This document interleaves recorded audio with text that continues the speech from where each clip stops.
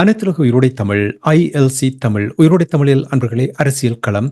இன்றைய அரசியல் கள நிகழ்ச்சியில் பிரித்தானியாவிலிருந்து போரியல் ஆய்வாளர் அரசு அவர்கள் இணைந்து இலங்கை தீவில் நடைபெறுகின்ற அரசியல் நிலைமைகளை உயிரோடை தமிழ் உறவுகளுக்கு எடுத்து வர இங்கே கலையத்தில் அடைந்திருக்கின்றார். வணக்கம் அரசு அவர்களே. வணக்கம் ராஜானி. அனைத்துலக உயிரோடை தமிழ் உறவுகளுக்கு அன்பிலிருந்து வணக்கங்கள். இலங்கையில் தேர்தல் தொடர்பாகத்தான் பேசுவோம், ஆனால் தமிழர் தரப்பு தொடர்பாக பார்ப்போம். அதில் என்னவென்று சொன்னால், உங்களுக்கு தெரியும், இந்த பொது வேட்பாளர் நிறுத்தியது தொடர்பாக பலரும் 6 மாதங்களுக்கு முன்னதாக பேசத் தொடங்கி அது நிதர்சனமாக பெரிய ஒரு எழுச்சியோடு இந்த பொது வேட்பாளரை வரவேற்று சங்கு சின்ன அரியநேத்திரன் அவர்களை குறியீடாக நிறுத்தியது பெரிய ஒரு விடயம்.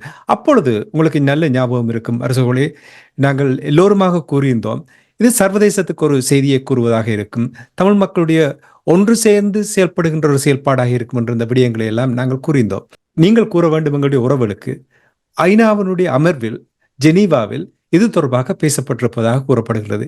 என்ன அறிந்தீர்கள்? அதற்கு முன்னதாக டீட்ரி மெக்கனால் என்ன கூறினார் என்று கேட்போம். This session of the Human Rights Council opened with the High Commissioner for Human Rights report on the situation in Sri Lanka.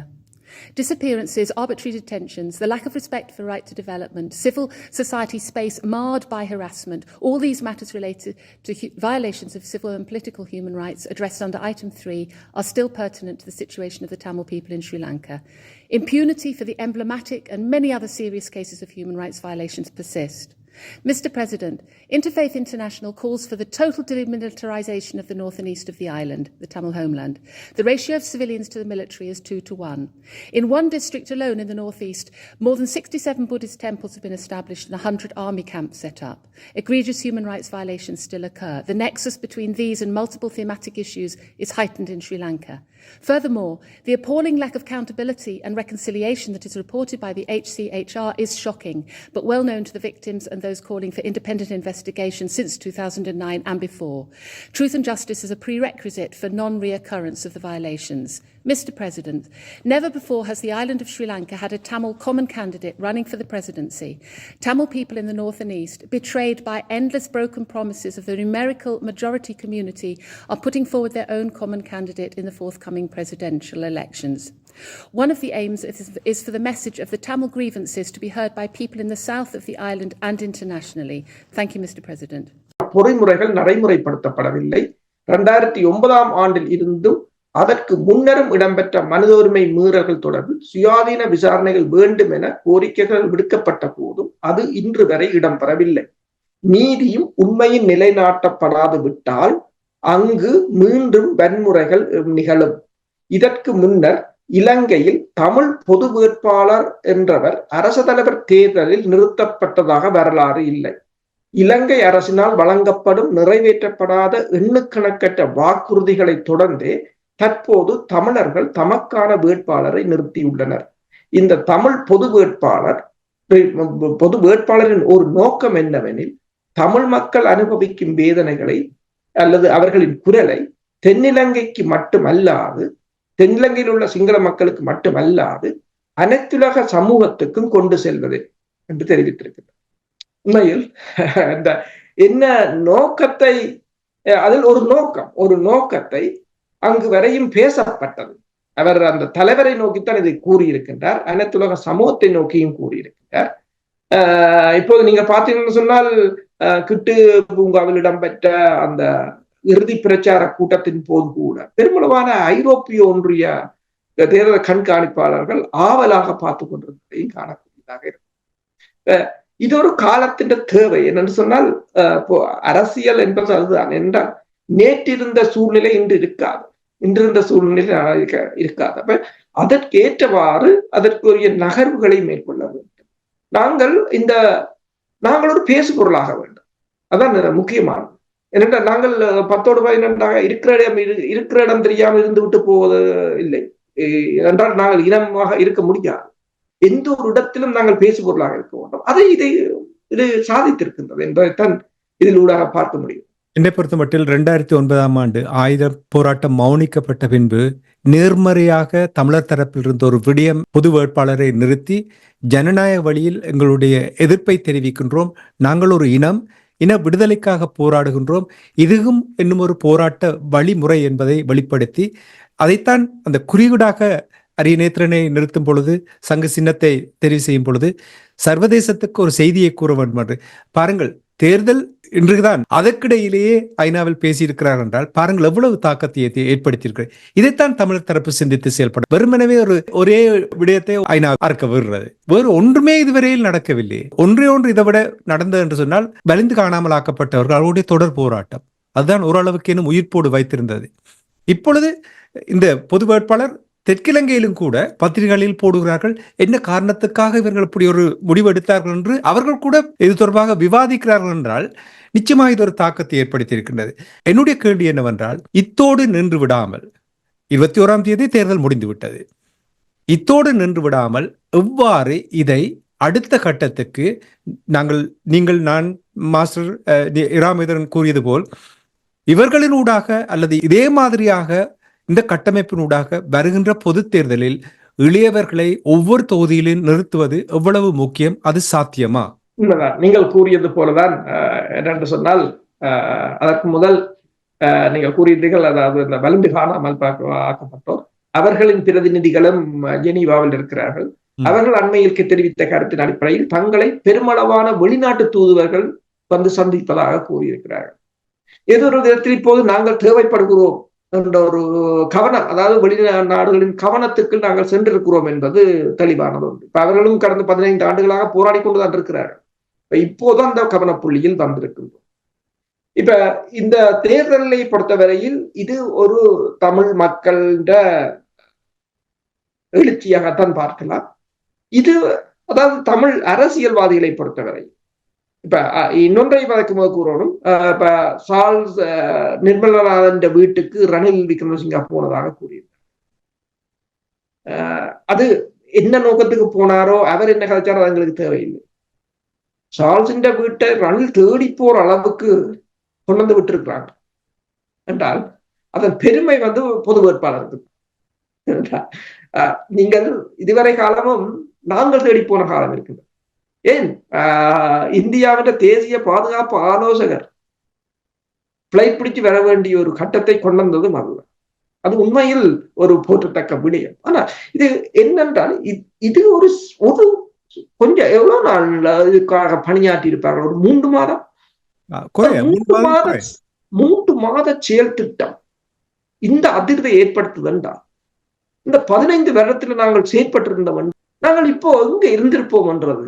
அப்ப இந்த நெருப்பை அணைய விடாது பார்த்து கொள்ள வேண்டும். அதை மேலும் மேலும் விரிவாக்க வேண்டும்.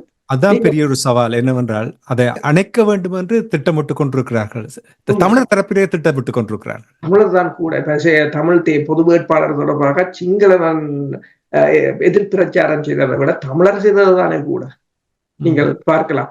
என்று சொன்னால் அது ஒன்றுக்கு நல்லதுதான். என்று சொன்னால் எவரெவரெல்லாம் போலியாக தேசியம் பேசியார்களோ, எவரெவரெல்லாம் அந்த அரசியலே அறிவில்லாமல் இருந்தார்களோ, என்னத்தை செய்ய போறாண்டு தடம் தெரியாமல் தெரிந்தார்களோ, அவ்வளவு பேரும் தங்கள் சுயரூபத்தை காட்டிய ஒரு நிகழ்வாகத்தான் அதனை பார்க்கலாம்.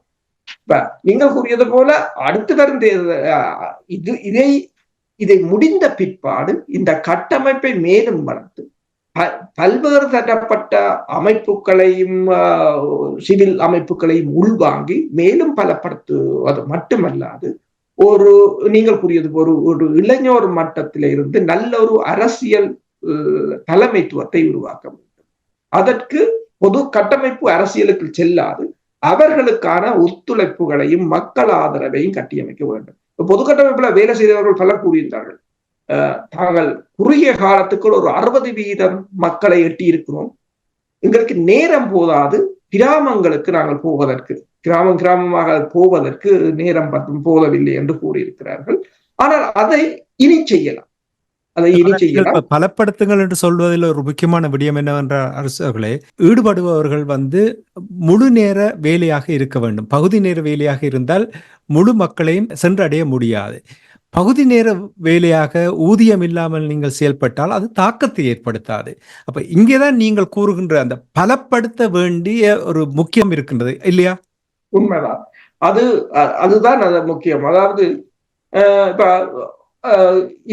இலங்கை அரசு பாருங்கள், தேர்தலுக்கு எத்தனை பில்லியன் ரூபாய்களை செலவழிக்கிறார்கள். அதே போல ஒவ்வொரு கட்சிகளும் இவ்வளவு இங்க அமெரிக்காவில் இடம்பெறுகின்ற தேர்தலை பாருங்கள், இலோன் மஸ்க் தான் ட்ரம்ப் இந்த கட்சிக்கு ஒரு பைனான்சியரா இருக்கிறார். அரசியல் என்பது அதற்குரிய செலவுகள் அப்படி கொடுக்கும் போதுதான் அரசியலில் ஈடுபடுபவர்கள் தனி அரசியல் வேலையை பார்ப்பாங்க. இப்ப இதற்கு பின்னர் நாங்கள் கூறியது போல இது தொடர்பாக ஊடகத்துறையாக இருக்கலாம் அல்லது நிதி வளமாக இருக்கலாம், அரசியல் ராஜதந்திர பொறிமுறைகளாக இருக்கலாம். இவை அனைத்தும் ஒரு மறுசீரமைக்கப்பட்டு அதற்குரிய தகுதியானவர்கள் நியமிக்கப்பட்டு அது தொடர்ச்சியாக இயங்கக்கூடிய ஒரு நிலையில் இப்ப தென்னிலங்கையில் பாருங்கள் எத்தனை திங்க் டேங்க் இருக்கின்றது. அன்றைக்கு கூட இந்த IMF நிதி நிலைமை தொடர்பாக பேசும்போது கூட ஒரு ஆர்டிக்கிள் பார்க்கும்போது அந்த கட்டுரை எழுதியவர் தென்னிலங்கையிலிருந்து ரெண்டு திங்க் டேங்கின் அதிகாரிகளின் கருத்தை எடுத்து உள்வாங்கி போட்டிருந்தார். அதாவது இலங்கையின் பொருளாதாரத்தின் தொடர்பாக நன்மை தீமைகள் என்னென்ன என்பது தொடர்பாக அக்குவரு ஆணுவேறியாக அலசி ஆராய்வதற்கு அவங்கள்ட்ட குழுவல் இருக்கின்றது.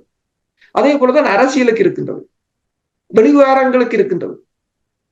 இப்ப அன்றைக்கு நீங்கள் பார்க்கலாம், இந்தியாவின் பிரதமர் நரேந்திர மோடிக்கு வெளிவிவகார கொள்கைகளை வகுத்து கொடுப்பதற்குரிய ஒரு திங்க் டேங்கில் இருந்தவர் ஒருத்தர் பேட்டியை பார்த்திருந்தேன். அப்போதான் எனக்கு தெரியும் அவர்கிட்ட வெளிவிவகார கொள்கை அவருக்கு மட்டுமண்டே ஒரு திங்க் டேங்க் வச்சிருக்கிறார்கள், ஒரு குழு. இவ்வாறு எங்கள் தரப்பும் இருக்கிறதா என்றதான் இப்ப ஒரு முக்கியமான கேள்வி. அப்படி இருக்கிறார்களா என்றதான். அது இல்லை என்றால் இந்த இடைவெளிகள் நிரப்பப்பட்டு ஆனால் நான் நினைக்கிறேன் சில சமயங்களில் இப்ப ஆட்சி மாற்றம் ஒன்று இலங்கையில் வந்தால் உடனடியாகவே நாடாளுமன்ற தேர்தலை அறிவிப்பார்கள், விரைவாக வரலாம். அப்ப அதற்கு அதாவது இதை எப்படியே இதை அரசு தலைவர் தேர்தலை முடித்த கையோடு அடுத்ததுக்கு நகர்ந்து கொண்டிருப்பது தான் சிறப்பான. எவ்வளவு சவாலாக இருக்கும் இதை பலப்படுத்தி இதிலிருந்து அடுத்த கட்ட நகர்வுகளுக்கு செல்வதற்கு எவ்வளவு சவால் என்று நம்ம என்ற தமிழர்களுக்குள்ளேயே தமிழர்கள் இருக்கிறார்கள் பாருங்கள். டக்ளஸ் தேவானந்தா, சுமந்திரன், அங்கேன் ராமநாதன், இனி மட்டக்களப்பு திருவோணமலை பகுதியில் பாருங்கள் பிள்ளையான், வியாழேந்திரன் போன்றவர்கள் இனி தெற்கிலங்கையில் இருக்கிறார்கள், சுரேன் ராகவன் இருக்கிறார். அப்படி தமிழர்களுக்கு எதிராகவே தமிழர்கள் இருக்கிறார்கள். இது எவ்வளவு சவாலாக இருக்கும்? உண்மைதான், கடினமான பாதைதான். போராட்டம் என்பது ஒரு நாளும் அது இலகுவானது இல்லை.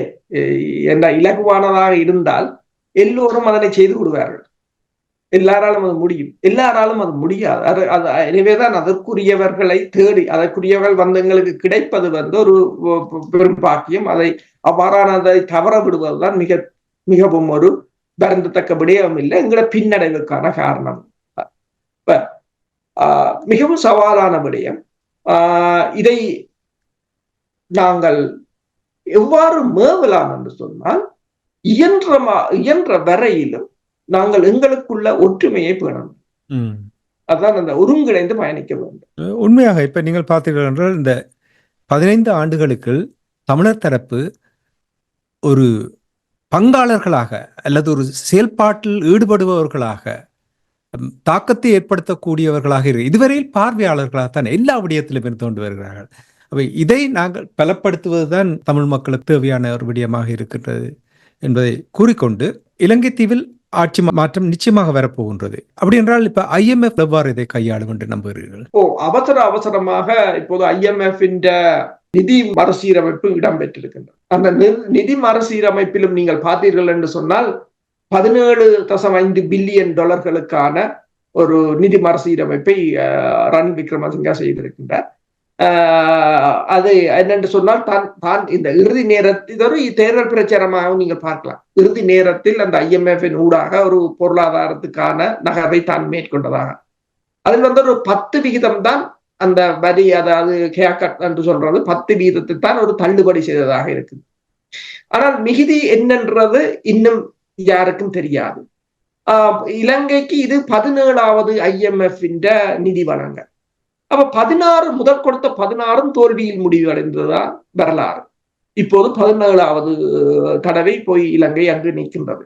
இப்ப இந்த IMF நிதி நிலைமை தொடர்பாக தென்னிலங்கையில் இருக்கின்ற திங்க் டேங்க், அதாவது நிதி தொடர்பான சிந்தனை பள்ளி கூறியிருக்கிறது, அப்படியே அந்த நிபந்தனைகளை நாங்கள் ஏற்றுக்கொள்ள முடியாது.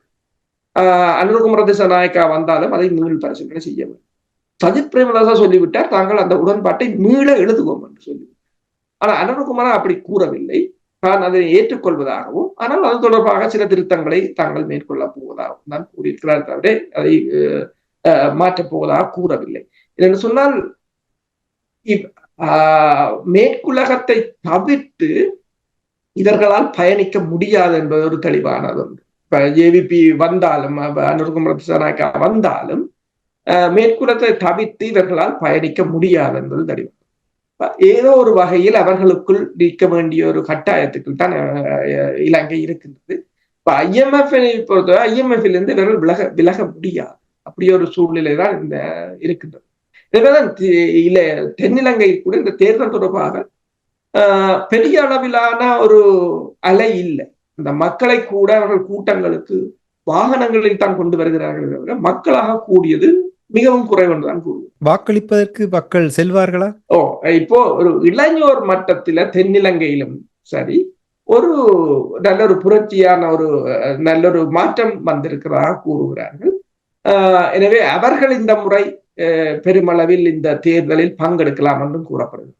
வடக்கு கிழக்கிலும் கூட உண்மையில் அந்த 2015ஆம் ஆண்டு இடம்பெற்ற தேர்தல் கூட இளைஞர்களின் பங்களிப்பு குறைவாக இருந்ததாக கூறுகிறார்கள். ஆனால் இப்போது அது மெல்ல மெல்ல கொஞ்சம் அதிகரித்து வருவதாக கூறுகிறார்கள். எனவே வாக்களிப்பு இடம்பெறும், ஆனால் மிகவும் ஒரு நெருக்கமான போட்டியாகத்தான் இருக்கும். அனுரகுமார திசாநாயக்காவுக்கு அதிகளவான வாக்குகள் விழும், அவர் தான் அடுத்த அரசு தலைவராக வருவார் என்றுதான் இப்போது அங்கு எதிர்வுகள் கூறப்பட்டுக் கொண்டிருக்கின்றன. ஆனால் 2ஆம் வாக்கெடுப்பு, 3ஆம் விருப்பு, 2ஆம் விருப்பு என்று போகுமாக இருந்தால் அங்கு வாக்குப்பட்டிகள் மாறலாம், வாக்குச்சாவடிகளையே மாற்றுவார்கள், அல்லது தேர்தல் முடிவுகளையும் மாற்றலாம். நிறைய கைவந்த கலை அவர்களுக்கு இல்லையா வேலைகளை செய்வதற்கு. சரி, நாங்கள் இத்தோடு இன்றைய அரசியல் கலை நிகழ்ச்சியை நிறைவுக்கு கொண்டு வருவோம். இன்னும் சில நாட்களில் எல்லாமே தெளிவு வரும், என்ன நடக்கப் போகின்றது என்று சொல்லி.